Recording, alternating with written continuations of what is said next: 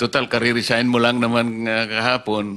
Gusto mo pa bang ikaw ang sasagot o you would like to beg off and allow somebody or have you deputized an official with you today na siya nang magsasalita in your behalf para kung gusto mo nang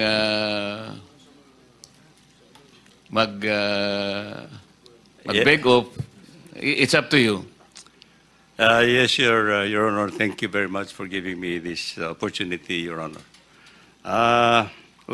Your Honor, I just want to make a manifestation that on account of the subpoena ad testificandum that I was served for this hearing, I just wish to make that on record that the President Ferdinand R. Marcos Jr. has accepted my resignation as Secretary of Public Works and Highways on effective today, September 1, 2025. So what is your pleasure, sir? In view of this circumstance, Your Honor, that effective today, September 1, and since I am no longer the Secretary of Public Works and Highways and I don't have the official capacity to represent the department, that I may be excused on the proceedings at this point in time, Your Honor. We can do that, Mr. Mr. Secretary, and we will thank you for having raised our inquiry today. But we expect that you have, before you finally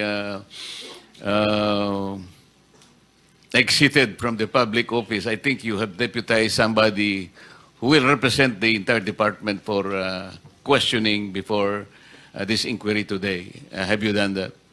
Your Honor, the people that had been invited from the department are all here, Your Honor. Okay. Mr. Chair?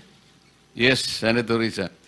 Mr. Chair, bagamat gaya ng sinabi ng Chair at ni former Secretary na tanggap na ang kanilang pagbibitiw, however, I would still like to appeal at least dun sa institutional memory ni dating Secretary Bonoan. Kahit dun lang po sa naitanong ko na po sa kanila kanina, if I may, Mr. Chair and the good former Secretary, kahit yun lang ba dun sa tanong na nasisilip na po ba ng department kung may practice po ang mga diskaya sa kanilang mga kumpanya na pinapahiram or pinaparent out yung mga lisensyang hawak nila. Kaya nakapaggagawa di umano ng daang-daang mga proyekto at any one time, particular po sa flood control.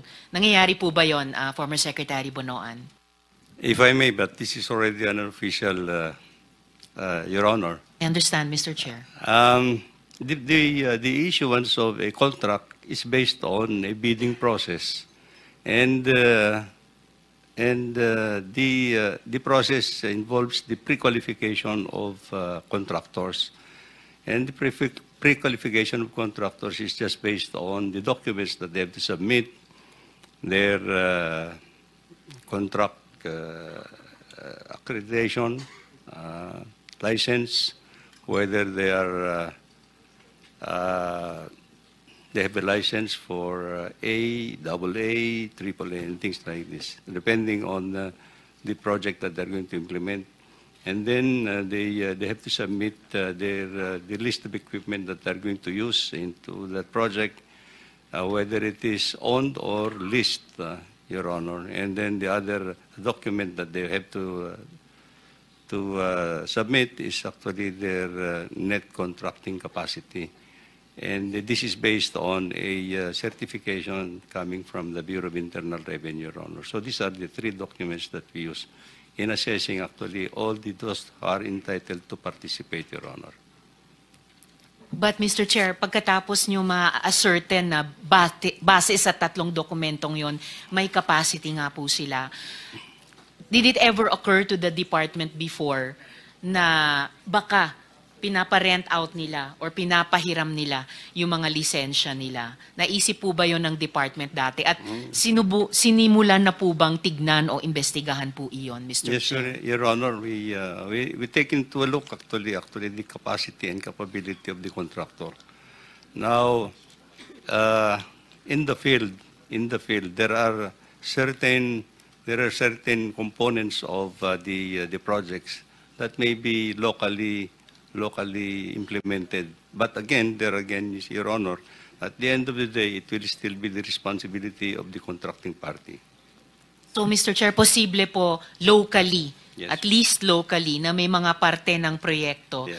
na para doon pinapagamit ng Diskaya companies yung kontrata o lisensya nila para ibang construction company, kahit locally, ang gumagawa. It might be, Your Honor. Might be. I'll just pursue that during my turn Mr. to question, Mr. Thank Chair. you, thank Salamat you. po, Mr. Chair. Before you recognize Senator Bato, just one question addressed to Ms. Rimando. Ms. Rimando, bago ka naging CEO ng St. Timothy, ano naging trabaho mo? Nagtrabaho din po ako sa St. Gerard, Mr. Chair. Ano trabaho mo sa St. Gerard? HR manager po, Mr. Chair. HR? Ano ibig sabihin ng HR for the education of the public? Human resource po. Tapos naging CEO ka ng St. Timothy. Yes po. Sino pinakikinggan mong boss? Sino pinakikinggan mong boss? Pinakikinggan ko pong boss. Ikaw ba ang boss ng St. Timothy o meron kang pinakikinggan na iba? Di ba si Madam Sara? Ay, hindi po. Regarding po sa St. Timothy, ako po. O sa St. Gerard? Sa St. Gerard po, wala na po akong ano doon. So Mr. ikaw Chair. na susunod? Opo, Mr. Chair. Alright. Sige, mamaya magtatanong ulit. Thank you. Senator Bato is recognized. Thank you, Mr. Chair. Mr. Chair, Before that, yeah. I think the good secretary is asking to be excused. You're excused, sir. Thank you. Thank you for your Personally, I would like participation. to thank you for coming over. Bagamat hindi na po kayo ang kalihim ng DPWH. Thank you for attending. Thank you and so very respecting much. the subpoena of this institution, the Senate. Thank you so very much, Your Honor, and thank you for the opportunity that And you good have luck given me. in your future journey. Good luck. Thank you, Your Honor. Senator Bato. Thank you, Mr. Chair.